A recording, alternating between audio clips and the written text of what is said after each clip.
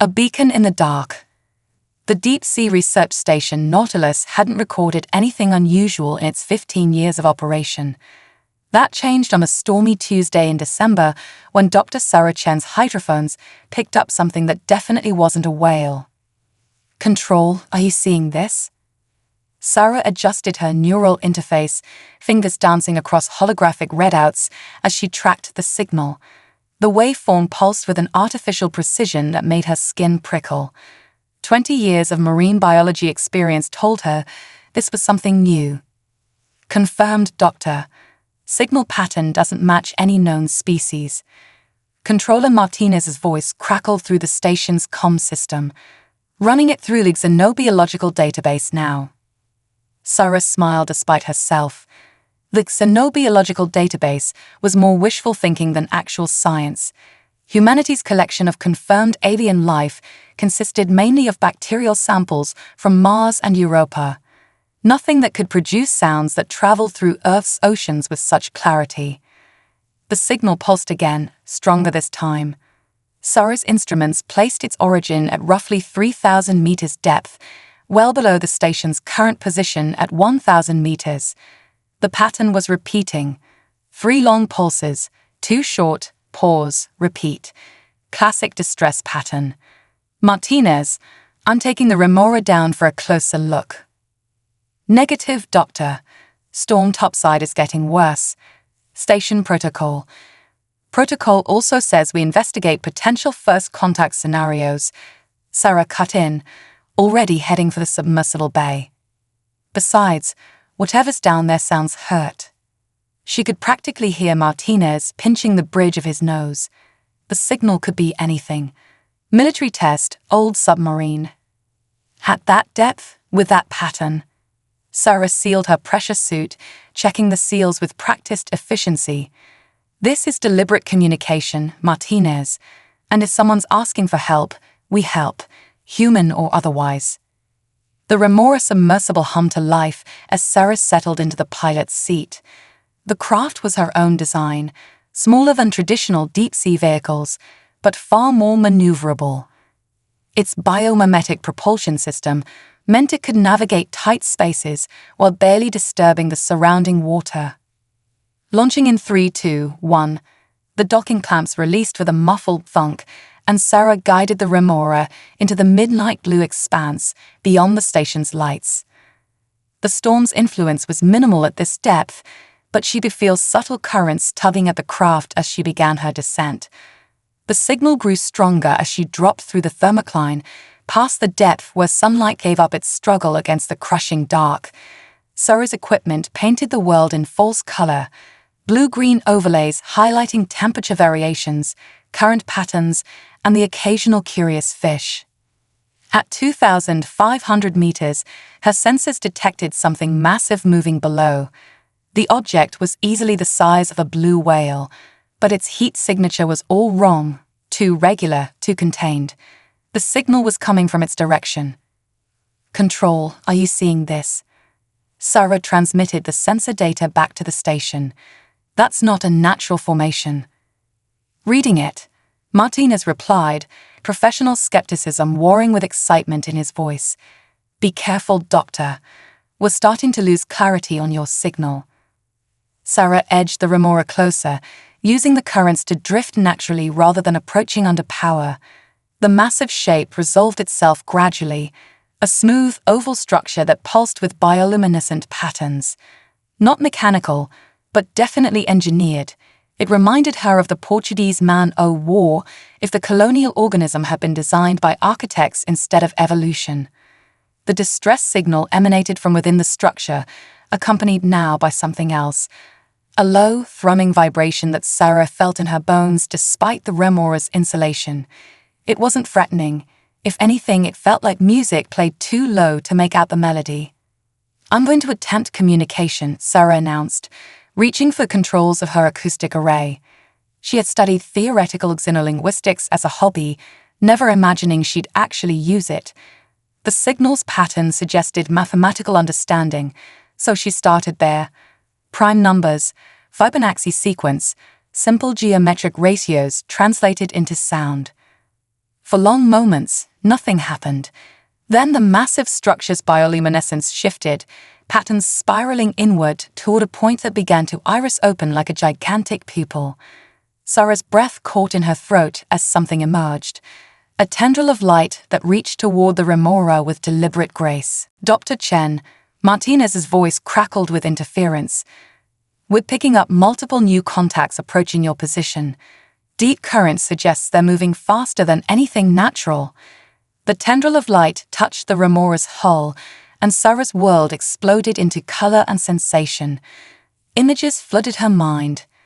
A vast civilization in Earth's oceans predating humanity by millions of years, forced into dormancy by an approaching ice age.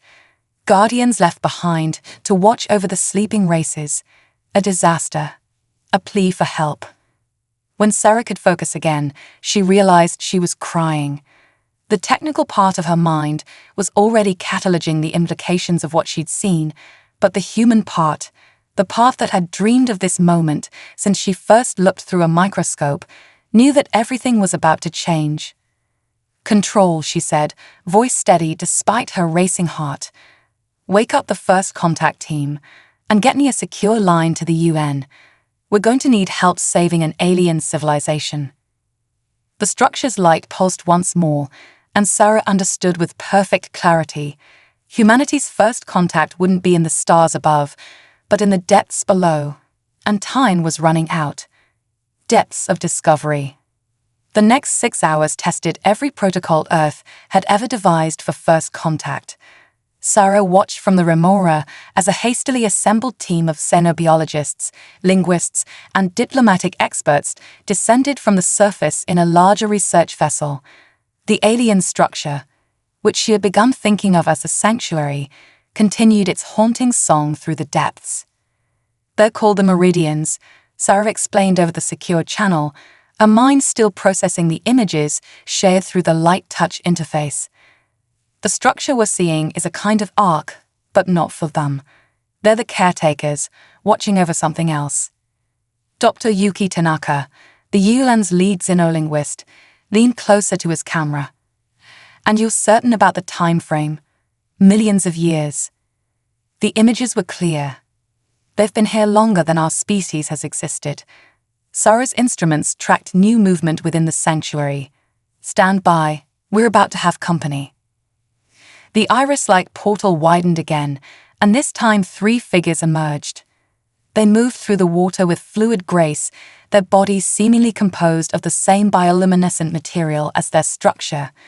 Each was roughly humanoid in shape, but their forms shifted constantly, like living mercury streaked with patterns of light. "Incredible," Tanaka breathed. "They're using quantum coherence to maintain those forms at this depth. The energy requirements alone." "Focus, people," General Rivera's voice cut in from the surface. "Dr. Chen, you've had the most contact. They've requested help. What exactly do they need?" Sarah adjusted her position to better observe the approaching Meridians. "They're guardians, left behind to protect something called the Song Singer. It's some kind of ancient creature, crucial to their civilization's eventual reawakening. But it's dying, and they don't have the knowledge to save it." The Meridians stopped a few meters from the human vessels, their bodies pulsing with complex patterns. The translation team worked frantically to decode the visual language, but Sarah had a more direct approach in mind. She edged the remora forward. "Dr. Chen," Rivera warned, "protocol states." "Protocol never imagined this scenario," Sarah replied, activating the light touch interface again. "Sometimes you have to trust your instincts." The connection bloomed in her mind once more, but this time she was prepared. Images resolve into clearer concepts. A vast creature, ancient beyond comprehension, whose songs helped maintain the suspended animation of the sleeping Meridian civilization. A recent deep-sea mining operation had disturbed its habitat, causing a cascade of health problems they didn't understand. "They need a veterinarian," Sarah said suddenly, the realization crystallizing. Their technology is incredible, but it's all based on quantum mechanics and bioluminescence. They don't understand organic biology the way we do. The song singer is closer to Earth's marine mammals than their own species. The meridian's patterns shifted rapidly, agreement, urgency. One of them extended a tendril towards Sarah's vessel, offering another connection. This time, the images showed her the song singer directly. Sarah gasped.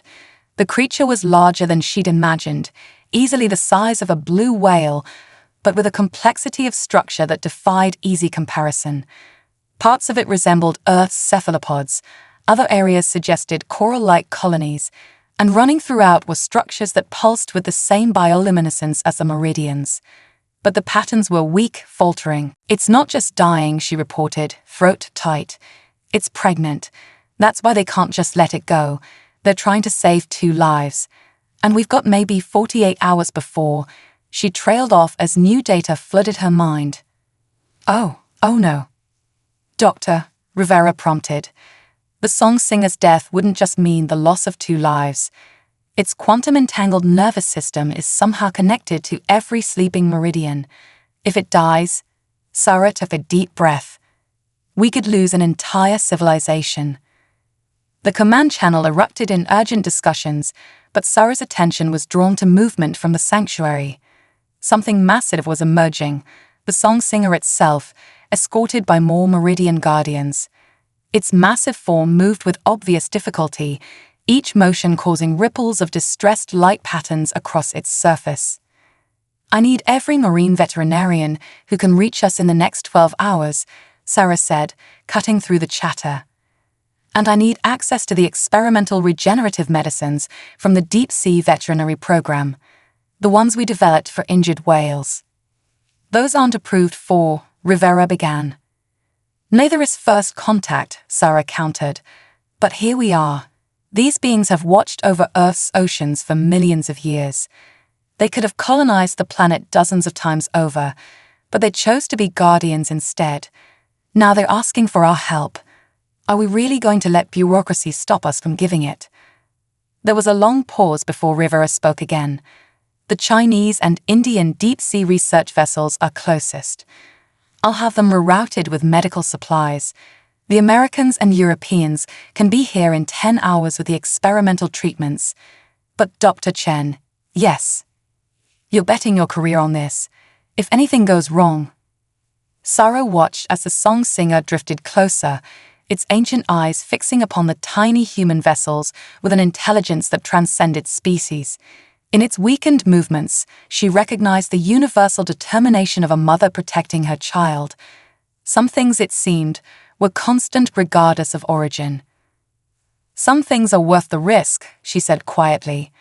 "Besides, isn't this what humanity's been waiting for? A chance to prove we're ready for a larger universe." The meridian's patterns shifted again.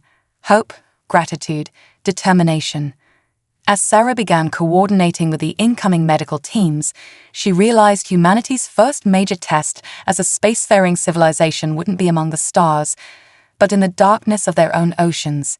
And failure wasn't an option. Trust in strange waters. Medical ships arrived throughout the night, their lights piercing the abyssal darkness like stars fallen into the sea. Sarah hadn't slept, too busy coordinating between human doctors and meridian guardians. The song singer's condition was deteriorating faster than expected, its bioluminescent patterns growing dimmer with each passing hour. "The quantum resonance patterns are destabilizing," Dr. Lakshmi Patel reported from the Indian research vessel. She'd been the first veterinary specialist to arrive, bringing experimental treatments developed for deep-sea creatures. "It's like watching a symphony fall out of tune, but the music is holding reality together." Sarah nodded, watching through the Remora's viewports as teams of humans in advanced diving suits worked alongside Meridian Guardians. The sight was extraordinary, human technology meeting alien biology in a dance of light and purpose. The baby is the key. The song singer's trying to maintain the quantum field protecting both itself and the infant. It's burning through energy it doesn't have. The meridian she'd come to think of as the first guardian pulsed with confirmation. Through their now familiar light touch interface, Sarah received images of previous births, how the quantum harmonics normally passed from parent to child in a carefully controlled transfer, but something in the mining disturbance had thrown the process into chaos. "We need to think of this like a premature birth," Sarah said suddenly. "Dr. Patel, remember that case with the injured sperm whale off Sri Lanka? The one with the damaged echolocation organs? The quantum gel treatment." Lakshmi's eyes widened. "But that was experimental, and this is orders of magnitude more complex." "The principle is the same." Sarah's fingers flew across her controls, pulling up data from both human and meridian sources. The meridians use quantum entanglement for their biological processes. Our gel treatment was designed to create a stable quantum field that could support damaged neural tissue until it healed. If we scale it up, we could create an artificial womb, Lakshmi finished. A quantum incubator to support the infant while we treat the parent. The first guardian's patterns shifted rapidly: interest, concern, hope. More images flowed, the precise quantum frequencies needed, the delicate balance of energies that sustained meridian life. It was offering their most closely guarded biological secrets in exchange for a chance to save the song's singer. "I need every quantum computer we have linked into a single network," Sarah announced over the command channel. "And get me Dr. Zhang from the Chinese quantum biology team. We're going to need to modify his neural support matrices." The next few hours passed in a blur of calculations and adjustments. Human quantum computers interfaced with meridian biotechnology, creating something entirely new. Teams on the surface rushed to fabricate enormous quantities of the modified quantum gel, while engineers transformed a cargo hold into a makeshift quantum incubator. "The hard part will be the transfer," Lakshmi said during a brief break. They watched through cameras as the last panels were sealed into place. "We'll only have minutes between separating the infant from the parent's quantum field and establishing the artificial one." Sarah felt a gentle pressure on her mind, the first guardian requesting connection. The images it shared showed a solution. The meridians themselves would form a living bridge between parent and child, their bodies conducting the quantum harmonics like a supernatural nervous system. "They'll risk their own quantum coherence to save them both," Sarah translated for the team, voice thick with emotion. "They're willing to trust our technology with their very existence."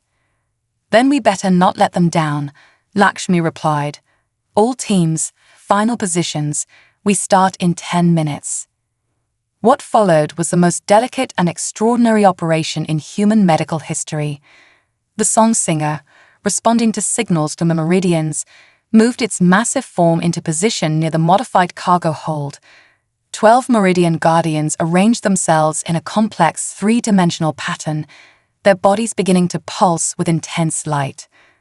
Sarah coordinated from the remora, her mind linked to both the first guardian and the human medical teams. Through the connection, she could feel the song singer's pain, its desperate effort to protect its child, and underneath it all, a deep wisdom and trust in these strange surface dwellers who had come to help. "Quantum field stabilizing," Dr. Zhang reported from the surface. "Gel matrix at optimal temperature, ready on your mark." Sarah looked to the first guardian, who pulsed once in confirmation. "Begin transfer sequence. And everyone, thank you for being part of history." The meridians began to sing. It wasn't sound as humans understood it, but rather a ripple through the quantum fabric of reality itself. The song singer's massive form lit up with answering patterns, and within its translucent body, something began to move. The infant, responding to the song, started its journey into a new and uncertain future. Through her neural link, Sarah felt the moment the quantum transfer began. It was like watching light split through a prism, but at a fundamental level of reality. The Meridian Guardians' bodies stretched and transformed, becoming living conductors of impossible energies. Human technology hummed in harmony with alien biology, creating a bridge between parent and child, past and future. For one breath-holding moment, the infant's quantum field flickered dangerously as it passed through the circle of guardians. Then the artificial one came online, its modified gel matrix singing with exactly the right frequencies, and the baby song singer pulsed with strong, steady light. "Transfer complete," Zhang announced, his professional tone barely containing his excitement. "Quantum field is stable, both specimens showing strong vital signs." The first Guardian's patterns erupted in joy, a celebration quickly joined by the other Meridians. Their light show transformed the deep ocean into an aurora of impossible colors. Through their connection, Sarah felt their gratitude, their relief, and something else: respect. Humanity had proven itself not just technically capable, but worthy of trust. As medical teams began treatment on the now unburdened parent song singer, Sarah received one final image from the first Guardian, a vision of the future, where humans and Meridians work together to protect Earth's oceans, sharing knowledge and responsibility as joint guardians of their shared world. "This is just the beginning, isn't it?" she asked quietly. The Guardian's response was simple but profound, an image of stars reflected in endless ways, suggesting that the true test of their people's cooperation still lay ahead. The Hunter's Shadow. The celebration of successful quantum transfer lasted exactly 6 hours before everything went wrong. Sarah was reviewing recovery data when the sanctuary's defensive systems suddenly activated, flooding the surrounding waters with pulses of warning light. Multiple contacts approaching from the thermocline, Martinez reported, his voice tense. "Configuration unknown, they're not matching any registered research vessels." Through her neural link with the first Guardian, Sarah felt a surge of ancient memory. Hunters, predators who had followed the Meridians kind across galaxies, drawn by the unique quantum signatures of their biology. The song singer's distress call hadn't just attracted help, it had attracted attention. "Security breach at the surface," General Rivera's voice cut through the comm channel. "Someone leaked information about the operation. We've got 3 unidentified submersibles descending at high speed, heavily modified for deep-sea combat." Sarah's hands tightened on the remorse controls. They're after the quantum biology. The song singer's abilities to manipulate quantum fields. Do you know what some organizations would pay for that kind of technology? The first Guardian's patterns shifted to a deep, warning red. More memories flowed. Civilizations that had tried to harness the song singer's power, worlds torn apart by quantum instabilities when they failed. The Hunters weren't just criminals, they were existential threats to both human and Meridian species. "All research vessels begin emergency protocols," Rivera ordered. "Chinese and Indian defense vessels are en route, but they're hours out. We need to protect those creatures until help arrives." Sarah watched as the Meridian Guardians moved into defensive formations around both song singers, their bodies generating complex quantum interference patterns. But she could feel their uncertainty. They were caretakers, not warriors, and the parent song singer was still weakened from the birth. "The quantum incubator," she said suddenly. "Dr. Zhang, can we modify its field to act as a cloaking device?" "Theoretically, yes," Zhang replied. "The quantum gel matrix could be tuned to cancel out the infant's signature, but we'd need to extend the field significantly. The power requirements—" "Divert everything we've got," Sarah cut in. "If those hunters get their hands on either song singer, the consequences would be catastrophic." The first Guardian pulsed agreement, then shared a new set of images: Meridian quantum mathematics, the underlying principles of their biotechnology. Sarah's mind raced as she processed the information. "Dr. Zhang, are you seeing this? We don't need more power. We need to synchronize our quantum field with the Meridian's natural abilities. They can amplify our technology if we give them the right frequency to work with." Teams scrambled to implement the modifications as the hunter vessels drew closer. Sarah could see them now through the Remora's sensors, sleek, predatory shapes bristling with advanced technology. Their design suggested they'd dealt with Meridian quantum fields before. "First contact was supposed to be peaceful," Rivera muttered. "Now we're facing an interstellar incident in our own oceans." "No," Sarah replied, watching as humans and Meridians worked in perfect coordination to protect their charges. This is exactly what first contact should be. Different species standing together against those who destroy what they don't understand. The first Guardian's patterns rippled with approval as the modified quantum field hummed to life. The effect was immediate and beautiful, a cascade of quantum interference that made the entire area appear to shimmer like a soap bubble before seeming to vanish entirely. Cloaking field stable, Zhang reported. But the hunter's sensors are still advancing. They must have some way to. An explosion rocked the water above them as the first hunter vessel fired on the research fleet. The attack was precise, targeting communication arrays and propulsion systems. These weren't opportunistic scavengers, they were professionals who'd done this before. Sarah felt the first Guardian's determination crystallize into something else. Rage.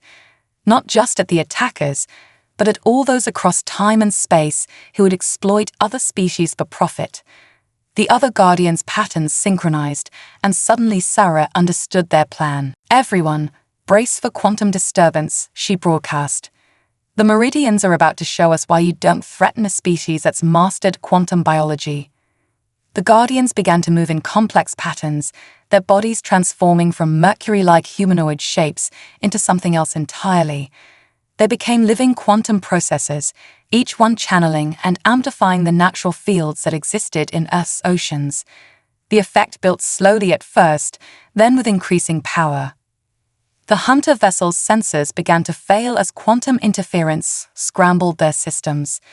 Their weapons, designed to pierce quantum shields, found their energy dispersed and redirected by the Meridian's organic technology. But the Guardians weren't just defending, they were creating something.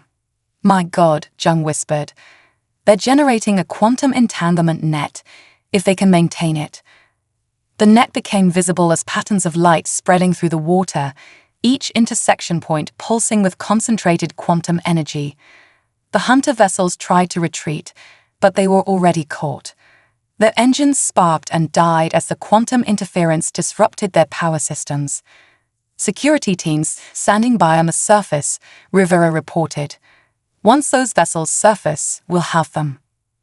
But Sarah barely heard him, too fascinated by what the Meridians had accomplished. They turned the hunters' own tactics against them, using the quantum biology their attackers coveted to render their technology useless. It was an elegant solution that defended without destroying, exactly the kind of wisdom humanity needed to learn. The first Guardians' patterns shifted back to their normal state as the hunter vessels went dark, now floating helplessly toward the surface. Through their connection, Sarah felt not triumph, but sadness that such measures had been necessary. You knew this might happen, she realized. That's why you reached out to us. You needed allies who could understand both the technology and the responsibility it carries. The Guardian's response was both confirmation and invitation, an image of humans and Meridians working together to protect Earth's oceans from those who would exploit them, building something greater than either species could achieve alone.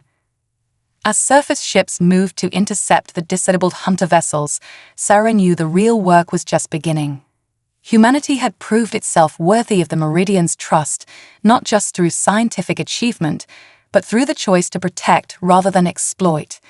It was a lesson they would all need to remember in the days ahead. Echoes of humanity. In the aftermath of the battle, the true scope of what humanity had stumbled into began to emerge. The captured hunter vessels yielded databases filled with information about other quantum-sensitive species across the galaxy, and the shadow war being waged to protect them. Sarah sat in the Remora's pilot seat, processing the latest data stream from the first Guardian. The images showed her civilizations rising and falling, all in pursuit of quantum biological technology. Some had destroyed themselves.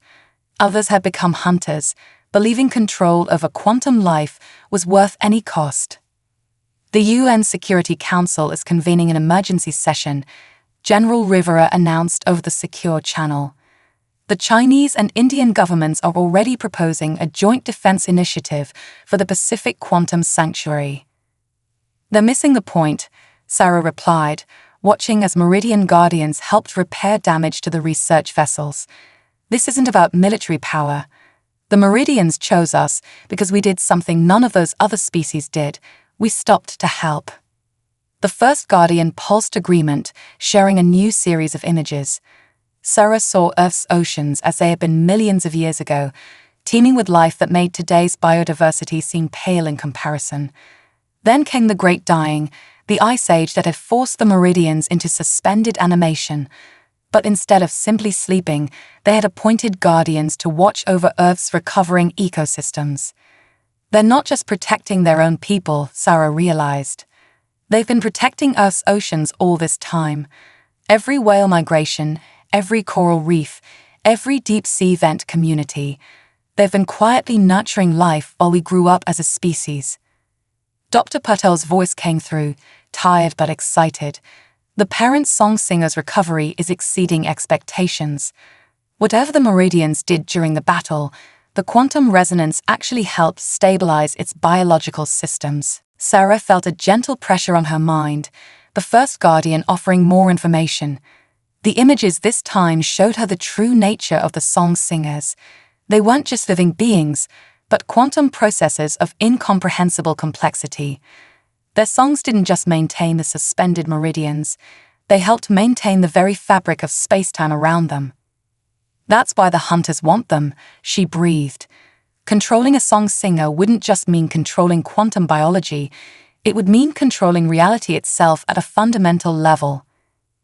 Which makes our next steps crucial, Rivera said. The Security Council wants to establish a permanent defense perimeter around the sanctuary, with Meridian permission, of course. The first Guardian's patterns shifted to something Sarah had never seen before, a complex weave of hope and caution. Through their connection, it shared a counter-proposal. Instead of a military installation, what if they created something new? A joint research center where humans and Meridians could study Earth's oceans together, learning from each other while protecting their shared home. They're offering us their quantum biological knowledge, Sarah translated, her voice thick with emotion. Not weapons or power sources, but medical technology, environmental restoration techniques, ways to heal rather than destroy. The implications were staggering. Meridian quantum biology could revolutionize everything from cancer treatment to ecosystem restoration. But it would require humanity to choose a different path than the hunters, to be guardians rather than exploiters. The quantum gel matrix we developed for the infant song singer, Dr. Zhang said suddenly. With Meridian insights, we could adapt it to repair dying coral reefs, clean up ocean pollution, maybe even help reverse some climate change effects. Sarah watched through the Remora's viewport as the infant song singer pulsed with strong, healthy light in its quantum incubator. Human technology and Meridian biology working in harmony to create something beautiful. It was more than a medical achievement, it was a blueprint for the future. The first Guardian shared one final series of images, a vision of Earth's oceans restored to their ancient glory, with humans and Meridians working side by side as custodians of life. But there was something else, a sense of urgency underlying the hope. The Guardians had protected Earth's oceans for millions of years, but they couldn't do it alone anymore. The threats were too great, too numerous. They're not just offering us technology, Sarah said quietly. They're offering us a choice about what kind of species we want to be. The hunters chose power. Others chose exploitation. The Meridians are asking us to choose stewardship. Through their neural link, the first Guardian confirmed her understanding. The sleeping Meridian civilization would eventually awaken, but until then, Earth's oceans needed protectors who understood both the power and responsibility of quantum biology. The Guardians had watched humanity grow from its first steps into the sea, waiting to see what kind of species they would become. Tell the Security Council we have a counter-proposal, Sarah announced. One that could change everything, not through force, but through partnership. As she began outlining the Meridian's offer, Sarah felt the quantum harmonics of both song singers resonating through the deep. Their songs, once separate, now wove together in perfect harmony, like the partnership forming between their species. It was a new kind of first contact story, one where humanity's greatest strength proved not to be its technology or weapons, but its capacity for compassion. The hunters had taught the galaxy to fear quantum biology. The Meridians had learned to protect it.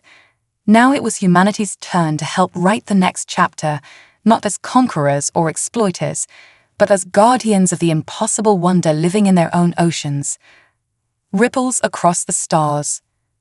1 year after first contact, Sarah stood on the observation deck of the new Oceanic Cooperation Center, watching human and Meridian teams work together in the depths below. The massive facility, built with a combination of human engineering and Meridian bioarchitecture, stretched through multiple depth zones of the Pacific Ocean. The latest quantum harmonics readings from the song singers are remarkable. Dr. Zhang reported, his holographic presence floating beside her. The infant has already learned to generate stable fields twice as large as we predicted, and the parents' songs are affecting ocean currents in ways we're only beginning to understand. Sarah smiled, feeling the familiar gentle pressure of the first guardian connecting to her mind. After a year of regular communication, the neural interface felt as natural as breathing.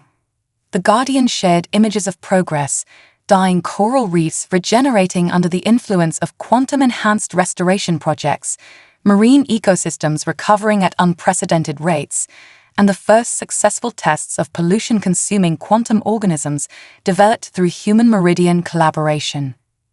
The hunters haven't given up. General Rivera's voice came through the secure channel. We've intercepted 3 more attempts to probe the sanctuary's defenses in the past month alone. But the quantum detection grid is working perfectly. They can't get within 1,000 kilometers without us knowing. The detection grid had been Sarah's idea, combining human satellite technology with Meridian quantum harmonics to create a protective network around Earth's oceans. But it wasn't just defensive. The grid also served as the largest environmental monitoring system ever created, tracking everything from ocean temperatures to marine migration patterns. They'll keep coming, Sarah acknowledged, watching a team of human scientists working alongside Meridian Guardians to install new quantum resonance panels. But they don't understand what makes this partnership work. They're looking for weapons, for power. We're creating something entirely different. Through their connection, the first guardian showed her recent developments. Human medical techniques enhanced by quantum biology helping to heal injured marine life, Meridian quantum mathematics revolutionizing climate models, and most importantly, the first successful attempts at communicating with Earth's own cetaceans using modified song singer harmonics. The whales have their own quantum sensitivity, Sarah explained to the observation deck's newest arrival, a UN representative here to evaluate the program. We never knew because we weren't looking for it. The Meridians did. They've been in limited communication with Earth's marine life for millions of years. The representative, Dr. Amelia Torres, watched in amazement as a pod of humpback whales swam past, their songs now visible as patterns of quantum resonance. So when we were hunting whales to near extinction, we nearly destroyed one of the most sophisticated communication networks on Earth, Sarah finished. But now we have a chance to make it right. The song singers are teaching us how to restore those connections, how to become part of Earth's quantum ecosystem instead of just exploiting it. A new alert drew their attention. The infant song singer was beginning its daily song practice.